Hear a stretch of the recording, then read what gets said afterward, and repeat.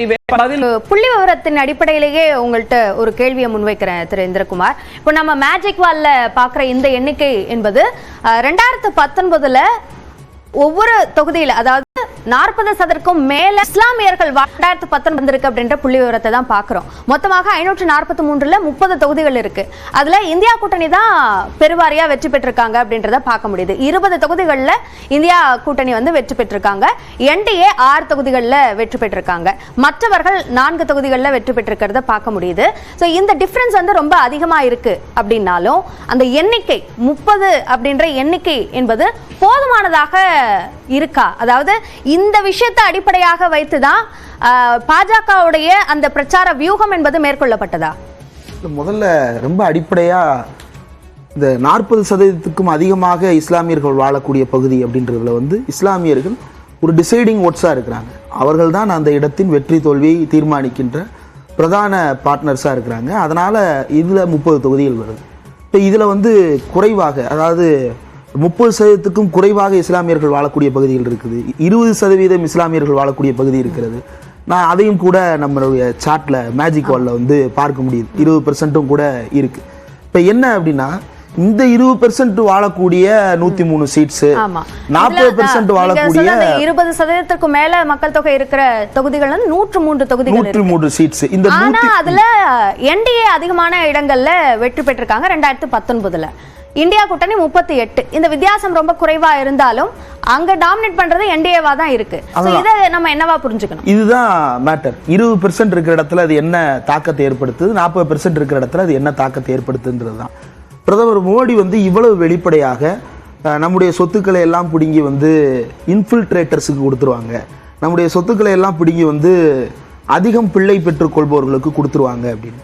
இப்போ அதிகமா பிள்ளை பெற்றுக்கிறது யாரு, இன்ஃபில்ட்ரேட்டர்ஸ் யாரு அப்படின்றத தெளிவாக சொல்லணும்.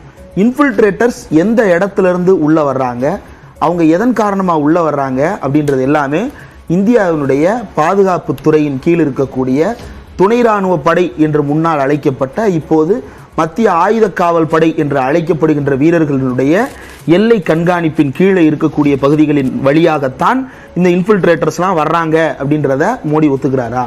அப்போ பாதுகாப்பு அவ்வளவு பலவீனமானதாக இருக்கிறதா அப்படின்ற கேள்வி எழுப்புனா இதற்கு பதில் சொல்ல வேண்டியது ஒன்றிய உள்துறை அமைச்சகமும் ஒன்றிய பாதுகாப்புத்துறை அமைச்சகமும். குறிப்பாக சொல்லணும்னா அமித்ஷாவும் ராஜ்நாத் சிங்கும், இவர்கள் 2 பேரையும் கொண்டிருக்கக்கூடிய கேபினட்டுக்கு தலைமை வைக்கின்ற பிரதமர் மோடியும் தான் கொஸ்டின் ஆஃப் இன்ஃபில்ட்ரேட்டர்ஸுக்கு பதில் சொல்ல வேண்டிய பொறுப்பாளிகள். அதற்கு பதில் சொல்லாமல் இன்ஃபில்ட்ரேட்டர்ஸுக்கு கொடுத்துருவாங்கன்னா 10 வருஷமா இன்ஃபில்ட்ரேட்டர்ஸை அப்போ நீங்கள் அலோவ் பண்ணீங்களா? சரி, இன்ஃபில்ட்ரேட்டர் அடுத்து வந்து இவர் என்ன சொல்றாரு அப்படின்னா, ரொம்ப பிரதானப்படுத்தி அதிகம் பிள்ளை பெற்றுக் கொள்பவர்கள் அப்படின்னு சொல்றாரு. அதிகம் பிள்ளை பெற்றுக் கொள்பவர்கள்னா யாரு, அதை சொல்லணும்ல. யாரோ ஒருத்தர் வந்து ஊருக்குள்ள ஒரு 10 பிள்ளை பெற்றுக்கிறாரு அப்படின்னு பார்த்தோம்னா, இப்போ இவர் சொல்ற கணக்கின்படி பார்த்தோம்னா தமிழ்நாடு ரொம்ப காலமா சொல்லிட்டு இருக்கிற கிளைம் ரொம்ப சரியானதாக இருக்குதுல்ல. தமிழ்நாடு வந்து குடும்ப கட்டுப்பாடு அப்படின்ற விஷயத்த ரொம்ப தீவிரமாக நடைமுறைப்படுத்திய மாநிலம் தமிழ்நாடு. கேரளா, கர்நாடகா, ஆந்திரா உள்ளிட்ட மாநிலங்கள் இதை தீவிரமாக நடைமுறைப்படுத்திய மாநிலங்கள். மக்கள் தொகை பெருக்கத்தை அல்லது மக்கள் தொகை வெடிப்பை கட்டுப்படுத்திய மாநிலங்கள் இவையெல்லாம். மக்கள் தொகை வெடிப்பை நிகழ்த்தி கொண்டே இருக்கக்கூடிய மாநிலங்கள் அப்படின்னு பார்த்தோம்னா பீகாரா இருக்கட்டும், உத்தரப்பிரதேசமா இருக்கட்டும். அப்ப இங்க இருப்பவர்களை நீங்க சொல்ல வரீங்களா யூபியில் இருக்கிற எல்லா பேரும் அதிகம் பிள்ளை பெற்றுக் கொள்கிறார்கள்னு சொல்ல வரீங்களா? நிச்சயமா அவர் அப்படி சொல்லல. அப்போ அவர் பிள்ளை பெற்று அதிகமாக பிள்ளை பெற்றுக்கிறாங்க அப்படின்னு சொல்றது யாருன்றது எல்லாருக்கும் தெரிஞ்ச உண்மை. இதை வந்து பூசி மொழிகி இவ்வளவு பயந்து நான் வந்து இஸ்லாமியர்களை பாதுகாக்கிறேன், இஸ்லாமியர்கள் வீட்டில் இந்த இடத்துலதான் அப்படின்லாம் உருட்ட வேண்டிய அவசியம் இல்லை. அப்படியாக அவங்களதான் அட்ரஸ் பண்ணி அவங்க சொல்றாங்க அப்படின்னா, இப்போ இவ்வளவு தொகுதிகள் அவங்களோட டாமினேஷன் இருக்கு அப்படின்னும் போது 20% டாமினேஷன் இல்ல. இந்த 20% ஒரு ஃபியர் ஃபேக்டரா மாத்த பாக்குறாரு. இந்த 20% இஸ்லாமியர்கள் வாழக்கூடிய பகுதியில் இருக்கக்கூடிய 80% இஸ்லாமியர் அல்லாதவர்களுக்கு தேவையில்லாத ஒரு அச்ச உணர்வை ஏற்படுத்துறாங்க. அதுதான் ஐடியா ஆஃப் இந்தியாவுக்கே எதிரானது. ஐடியா ஆஃப் இந்தியா அப்படின்றது என்ன? பாகிஸ்தான் அப்படின்றது தனி நாடாக போனது. தனி நாடாக போகும்பொழுது அவர்களுடைய கோரிக்கை ரொம்ப பிரதானமாக இன்றைக்கும் கூட அங்கே சரியாவின் ஆட்சி தான் நடைபெற்று வருகிறது. கான்ஸ்டியூஷன் வச்சிருந்தாலும் கூட இஸ்லாமிய மத சட்டங்களின்படி தான் அங்கு இருக்கக்கூடிய ஆட்சியாளர்கள் செயல்படுவார்கள். ஆனா இந்தியா அப்படியான நாடா? பிரதமர் மோடியே சொல்றாரு, பாபா சாஹேப் அம்பேத்கரே திரும்ப பிறப்படுத்தி வந்தாலும் அவரே எழுதின இந்த கான்ஸ்டியூஷன் அவரால் மாற்ற முடியாது அப்படின்னு அவர் தான் சொல்றாரு. அப்போ இந்தியா அப்படின்றது வந்து எந்த ஒரு மதத்துக்கும் சார்பில்லாத ஒரு நாடாக இருப்பது அப்படின்றது தான் பாபா சாஹேப் அம்பேத்கர் விரும்பியது. என்ன விலை கொடுத்தாவது இந்து ராஜ்யம் அமைக்கப்படுவதை நாம் தடுத்து நிறுத்தியாக வேண்டும், இது அம்பேத்கர் சொன்னது. இதையும் சேர்த்து தான் அம்பேத்கர் எழுதின கான்ஸ்டியூஷனை நம்ம புரிஞ்சுக்கணும். அப்படிப்பட்ட ஒரு சட்டத்தின் ஆட்சியும் இந்தியாவினுடைய அரசியலமைப்பு சட்டத்தின்படியிலான ஆட்சி நடந்துகிட்டு இருக்கிற ஒரு ஊர்ல வந்து இந்த மாதிரி இவங்களுக்கெல்லாம் வந்து 2 மாடு இருந்தால் ஒரு மாட்டை பிடிங்கி கொடுத்துருவாங்க, தாலியை பறிச்சுட்டு போயிடுவாங்க.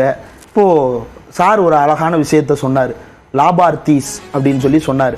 லாபார்த்தீஸ் அப்படின்னா பயனாளர்கள் அப்படின்னு அர்த்தம் தமிழ்ல. இந்த பயனாளர்கள் அப்படின்றத வந்து பல்வேறு வழிமுறைகளில் கண்டடைவாங்க. விவசாயத்தில் இருக்கக்கூடிய பயனாளர்கள் எப்படி கண்டடைவாங்கன்னா, ஒவ்வொரு மாநிலத்திலையும் விவசாயிகளுடைய புக் ஆஃப் ரெக்கார்ட்ஸ் இருக்கும், அதில் எடுத்து அவங்களுடைய லிஸ்ட்டை சார்ட் பண்ணி அவங்கள கண்டடைவாங்க. இந்தியா முழுக்க யார் யார் வீட்டில் டாய்லெட் இல்லை, யார் யார் வீட்டில் கேஸ் சிலிண்டர் இல்லை அப்படின்றத ஃபைண்ட் அவுட் பண்ணி இன்னைக்கு பிரதமர் மோடியினுடைய ஆட்சி வந்து வீடு வீடுக்கு நாங்கள் வந்து பாத்ரூம் கட்டி கொடுக்கறது, வீடு வீடுக்கு நாங்கள் உஜ்வாலா ஸ்கீமின் கீழே வந்து சிலிண்டர் கொடுக்கறது அப்படின்னு செய்கிறாங்க இல்லையா. இந்த ஸ்கீம் எல்லாம் பயனாளர்களை எப்படி கண்டடைகிறாங்க அப்படின்றத அந்த ஸ்கீம் டாக்குமெண்ட்ஸ் எடுத்து பார்த்தோம்னா ரொம்ப தெளிவாக சொல்லப்பட்டிருக்கிறது. 2011ஆம் ஆண்டு எடுக்கப்பட்ட சோஷியோ எக்கனாமிக் காஸ்ட் சென்சஸ், சமூக பொருளாதார மக்கள் தொகை கணக்கெடுப்பு.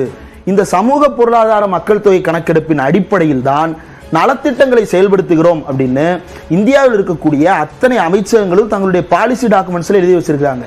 ராகுல் காந்தி அல்லது காங்கிரஸ் வெளியிட்டு இருக்கக்கூடிய தேர்தல் அறிக்கையில இப்ப மோடி வந்து திரித்து பேசினார் இல்லையா, மங்கள சுத்ரா அப்படிங்கிட்டு போயிருவாங்கன்னு. ராகுல் காந்தியும் காங்கிரஸ் தேர்தல் அறிக்கையும் சொன்னது என்ன அப்படின்னா, இந்தியாவில் வளங்கள் ஒரு இடத்தில் குவிந்திருக்கிறது, மற்றவர்கள் வளமில்லாதவர்களாக இருக்கிறார்கள், எல்லாருக்கும் வளம் வேணும். இந்த இன்இக்வாலிட்டியை களையிறதுக்கு, இந்த இன்இக்வாலிட்டியை நீக்கிறதுக்கு ராகுலும் காங்கிரஸும் முன்வைக்கிற தீர்வு என்ன அப்படின்னா சோசியோ எக்கனாமிக் காஸ்ட் சென்சஸ். இதை தான் மோடி என்னவா திரிக்கிறார் அப்படின்னா, உங்க வீட்டுல புகுந்து உங்க வீட்டுக்குள்ள எவ்வளவு தங்கம் இருக்குன்னு கணக்கெடுக்க போறாங்க, உங்க வீட்டுக்குள்ள என்ன இருக்குன்னு கணக்கெடுக்க போறாங்கன்னு திரிச்சு பேசுறாரு. அப்ப நீங்க எதன் அடிப்படையில் ஒன்னு செயல்படுத்துறீங்களோ அதை அடுத்து யார் ஆட்சிக்கு வந்தாலும் செயல்படுத்தணும் அப்படின்றதுதான் நோக்கம். அதன் அடிப்படையில் ஒன்னு சொன்னோம்னா அதை தீர்த்து சித்தரித்து உண்மைக்கு புறம்பான கருத்துக்களை பேசி இருக்கிறார். இது வந்து அந்த தேர்தல் களத்துல என்னவா எதிரொலிச்சிருக்கு அப்படின்றதுதான் நம்ம பேச வேண்டியிருக்கு. அதற்கு முன்பாக நீலகிரி தேர்தலுக்கான வாக்கு எண்ணிக்கை உதகை அரசு பாலிடெக்னிக் கல்லூரியில் நடைபெற இருக்கிறது. அது குறித்த விவரங்களை வழங்குவதற்காக நம்முடைய செய்தியாளர் ஐயாச்சாமி இணைந்திருக்கிறார். அவரோடு பேசலாம். ஐயாச்சாமி, இப்ப அங்க வாக்கு எண்ணிக்கைக்காக என்னென்ன ஏற்பாடுகள் செஞ்சிருக்காங்க? இப்ப விரைவாக அந்த முடிவுகளை தெரிவிக்கிறதுக்காக அந்த முகவர்களுக்கான கட்டுப்பாடுகளோட என்னென்ன ஏற்பாடுகளை பண்ணிருக்காங்க? அபிநயா, நீலகிரி தொகுதிக்குட்பட்ட உதகை, குன்னூர், கூடலூர், மேட்டுப்பாளையம், பவானிசாகர், அவனாசி உள்ளிட்ட 6 சட்டமன்ற தொகுதிகளுக்கான வாக்கு எண்ணிக்கை இன்று உதகையில் உள்ள அரசு பாலிடெக்னிக் கல்லூரியில் நடைபெறவிருக்கிறது. சற்று நேரத்தில் இந்த வாக்கு எண்ணிக்கை என்பது துவங்க உள்ள நிலையில் கட்சியினர் மற்றும் வாக்கு முகவர்களுக்கு கடுமையான கட்டுப்பாடு விதிக்கப்பட்டுள்ளது. குறிப்பாக நுழைவாயில் பகுதியிலேயே முழு பரிசோதனை செய்யப்பட்ட பின்பே முகவர்கள் அனுமதிக்கப்படுகின்றனர். குறிப்பாக செல்போன்கள் எடுத்து செல்ல தடை விதிக்கப்பட்டுள்ளது. குறிப்பாக இந்த வரிசையாக நின்னும் முகவர்களுக்கு போலீசார் காலணிகளை கலட்டியும் அதனை பரிசோதித்து உள்ளே அனுப்பி அனுமதித்து வருகின்றனர். தற்போது 84 மேஜைகளில் 23 சுற்றுகளாக